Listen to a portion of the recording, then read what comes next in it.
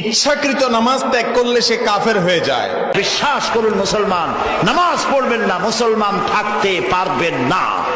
নামাজ যদি একেবারেই না পড়ে সে কাফের হয়ে যায়। একজন মুমিন আর কাফেরের মধ্যে যে অঙ্গীকার দিয়ে পার্থক্য, নামাজ যে নামাজ ত্যাগ করে সে কাফের হয়ে যায়। কেউ যদি ইচ্ছাকৃত সালাত ত্যাগ করে তাহলে সে কি কাফের হয়ে যায়। যে নামাজকে পরিপূর্ণভাবে ত্যাগ করে সে মুশরিক, সে কাফের। যে সালাত আদায় করে সে মুসলমান, যে সালাত আদায় করে না সে কাফের। যে সাহাবায়ে কেরামগণ কোনো পাপের কারণে মুসলমানকে কাফের মনে করতেন না। মুসলমান পাপ করতে পারে, কিন্তু নামাজ তরককারীকে তারা কাফের মনে করতেন।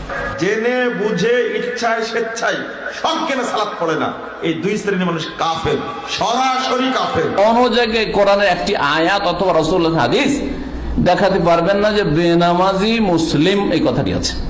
বেনামাজিরা জানবে কি করে সালাত ত্যাগ করলে যে মানুষ ইসলাম থেকে খারিজ হয়, সেটা আলেমরাই জানে না। সালাত যে ব্যক্তি আদায় করে না সে কি কাফের? হাদিসের ভাষায় যে সালাত ছেড়ে দিল সে কাফের, সে কুফরি করল। ইবনে মাজা প্রথম খণ্ড 1079 নম্বর হাদিস।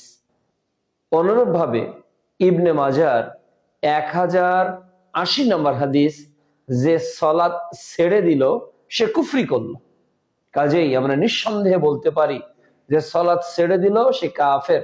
তবে ব্যক্তিকে উল্লেখ করে কাফের বলা যাবে না, অমুক কাফের তমুক কাফের, বরং বলতে হবে যে সালাত ছেড়ে দিল সেই কাফের, সেই কুফরি করলো।